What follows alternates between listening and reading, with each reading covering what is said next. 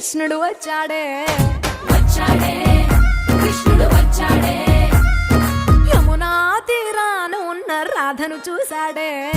చూసాడే రాధను చూసాడే ఫ్రూటులేని గోపాలుడే సుటు వేసే భూపాలుడే మీసమొచ్చిన పాలుడే